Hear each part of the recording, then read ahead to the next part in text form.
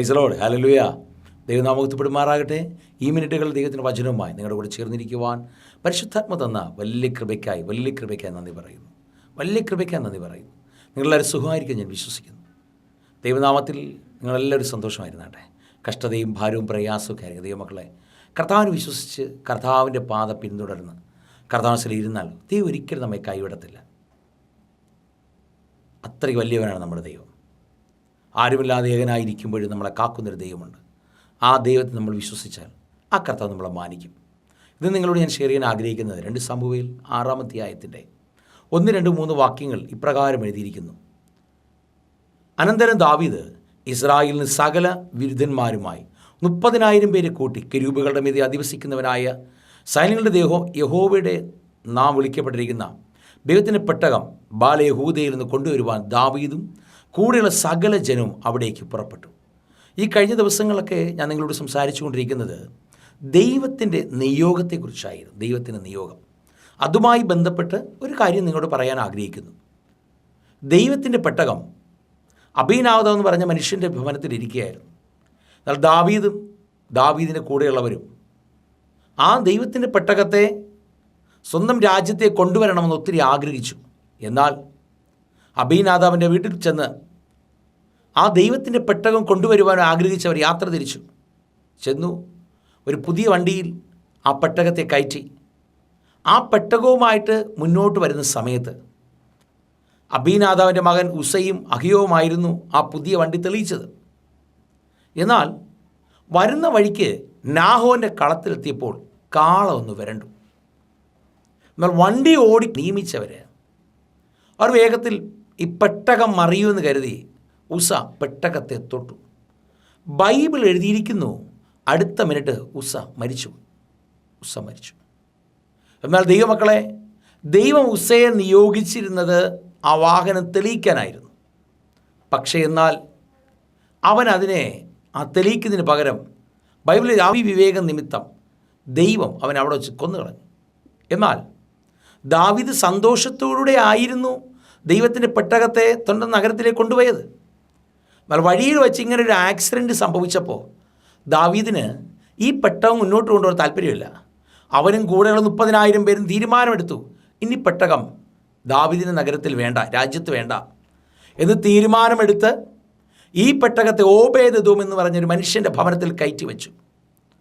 കയറ്റി വയ്ക്കുമ്പോൾ ഒരൊറ്റ ലക്ഷ്യമുള്ളൂ, ദാവീദിൻ്റെ കുടുംബത്തിലോ ദാവീദിൻ്റെ നഗരത്തിൽ ആർക്കും ഒരു അനർത്ഥവും വരരുത്, ആർക്കും ഒരു അസ്വസ്ഥത വരരുത്.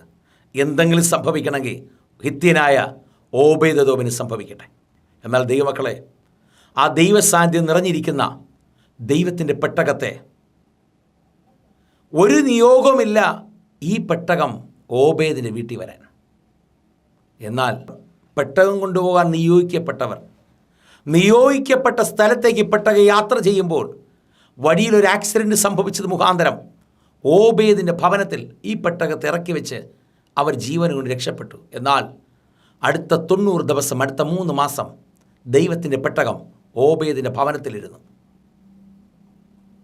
ഓബേദ് ആ ദൈവ സാന്നിധ്യത്തിന് മുന്നിൽ ആരാധിക്കുകയും പാടുകയും പ്രാർത്ഥിക്കുകയും ചെയ്തപ്പോൾ ബൈബിൾ എഴുതിയിരിക്കുന്നു, ഓബേദിൻ്റെ ഭവനം 90 ദിവസം കൊണ്ട് അനുഗ്രഹിക്കപ്പെട്ടു. ഈ വാർത്ത കൊട്ടാരത്തിൽ നിന്ന് ദാവീദ് അറിഞ്ഞു. ദാവീദിന് മനസ്സിലായി, എൻ്റെ രാജ്യത്തേക്ക് കൊണ്ടുവരാൻ നിയോഗിക്കപ്പെട്ട പെട്ടകമാണ് ഇപ്പോൾ ഓബേദിൻ്റെ ഭവനത്തിൽ കയറിയത്. ഞാൻ നിങ്ങളോട് പറയട്ടെ, ഒരു സാധ്യതയുമില്ല ഓബേദിൻ്റെ ഭവനത്തിൽ പെട്ടകം കയറിയിരിക്കാൻ.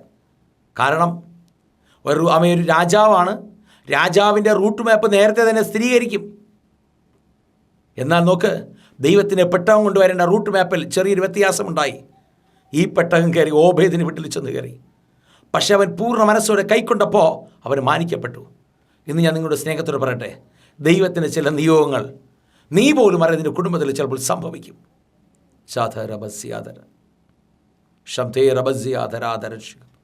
പക്ഷേ ഇന്ന് ഈ മിനിറ്റുകളെ നിങ്ങളുടെ സ്നേഹത്തോട് പറയട്ടെ, ദൈവത്തിൻ്റെ നിയോഗമുള്ളവൻ ദൈവത്തിൻ്റെ നിയോഗമുള്ള രാജ്യത്തേക്ക് കൊണ്ടുപോയില്ല, മാറ്റിവെച്ചപ്പോൾ എവിടെയാണോ നിയോഗമില്ലാതൊരു സ്ഥലത്ത് കയറിയ പെട്ടകം വരുന്നത്, എൻ്റെ ഭാഷ പറഞ്ഞ കിട്ടിയ അവസരം അങ്ങ് ഉപയോഗിച്ചപ്പോൾ ഓബേദും ഭവനും അനുഗ്രഹിക്കപ്പെട്ടു. ഈ മിനിറ്റുകളിൽ നിങ്ങൾക്കിന്ന് സമർപ്പിക്കാൻ മനസ്സുണ്ടോ? നീ പോലും അറിയാത്ത, നീ പോലും പ്രതീക്ഷിക്കാതെ, ഞാൻ നല്ല സ്നേഹത്തിൽ, ബഹുമാനത്തോടെ, ആദരവോടെ പറയട്ടെ, നിങ്ങൾ പോലും പ്രതീക്ഷിക്കാതെ ദൈവത്തിൻ്റെ നിയോഗങ്ങൾ നിങ്ങളുടെ ഭവനത്തിൽ വരും. നിങ്ങൾ പോലും ചിന്തിക്കാതെ ദൈവത്തിൻ്റെ നിയോഗങ്ങൾ നിങ്ങളുടെ കുടുംബത്തിൽ വരും. ഈ ദൈവത്തെ വിശ്വസിക്കാൻ കഴിയുമോ? നിങ്ങൾ എപ്പോൾ? എനിക്കറിയത്തില്ല. ദൈവം പ്രവർത്തിക്കും. ഈ കഴിഞ്ഞ ദിവസങ്ങളിൽ ഒരു സഹോദരൻ എൻ്റെ അടുക്കൽ വന്നിട്ട് പറഞ്ഞു, ബ്രദർ, എൻ്റെ ഭാര്യയ്ക്ക് 4 മാസമായി, പ്രഗ്നൻ്റാണ്. എൻ്റെ ഭാര്യയെ ഇപ്പോൾ കുഞ്ഞിന് ചില വളർച്ചക്കുറവുകളൊക്കെ ഉണ്ടാകുകൊണ്ട് അബോർട്ട് ചെയ്യണമെന്ന്. ഞാൻ പറഞ്ഞു, സഹോദര, ഒരിക്കലും നടക്കത്തില്ല. ദൈവത്തോട് നമുക്ക് പ്രാർത്ഥിക്കാം. ഈ കഴിഞ്ഞ ദിവസം ചർച്ചിൽ വന്നിട്ട് അവർ പറഞ്ഞൊരു കാര്യമാണ്, ബ്രദർ, ഇപ്പോൾ എൻ്റെ ഭാര്യയ്ക്ക് 5.5 മാസമായി. ഇപ്പോൾ സ്കാനിങ്ങിൽ എൻ്റെ ഭാര്യയ്ക്ക് ഒരു കുഴപ്പമില്ല എന്ന് പറഞ്ഞു. എവിടെയാണോ അബോർഷൻ ചെയ്ത് മാറ്റണമെന്ന് പറഞ്ഞെടുത്ത് പൂർണ്ണ വളർച്ചയുള്ളൊരു കുഞ്ഞാക്കി ദൈവം തീർത്തുവെന്ന് കേൾക്കാൻ കഴിഞ്ഞു. ദൈവമക്കളെ, ദൈവത്തിൻ്റെ നിയോഗം നിൻ്റെ മേലുണ്ടെങ്കിൽ, നീ നിൻ്റെ കുടുംബം ജനിക്കണ്ടെന്ന്, മോശ ജനിക്കണ്ടെന്ന് ഇനി തലകുത്തനെ വിചാരിച്ചാൽ ശരി തന്നെ. നിൻ്റെ മേൽ ദൈവത്തിന് നിയോഗം ഉണ്ടെങ്കിൽ നീ രക്ഷപ്പെട്ട് അനുഗ്രഹിച്ചിരിക്കും. വിശ്വസിക്കാൻ പറ്റുമെങ്കിൽ വിശ്വസിക്കുക. ഇതാ നോക്ക്, പെട്ടകം പോകാൻ നിയോഗം ദാവീദിൻ്റെ നഗരത്തിലായിരുന്നു. എന്നാൽ വഴിയിൽ വെച്ച് വേറെ ആരുടെ തെറ്റുമുഖാന്തരം അത് മാറിയപ്പോൾ എന്താ സംഭവിച്ചത്? ആ പെട്ടകം ഒരു വഴിയും ഇല്ലാതിരുന്ന് അവൻ്റെ ഒരു വീട്ടിൽ കയറി. എന്നാൽ അവൻ തൻ്റെ ദൈവസാന്നിധ്യത്തിൻ്റെ ഭവനത്തിൽ വന്നപ്പോൾ അതിനെ അവൻ ആരാധിച്ചു. ആ സാന്നിധ്യത്തിന് മേൽ അടുത്ത 90 ദിവസം ദൈവസാന്നിധ്യം മൂട്ടിലിരുന്നു. ആ 90 ദിവസം കൊണ്ട് അനുഗ്രഹിക്കപ്പെട്ടു.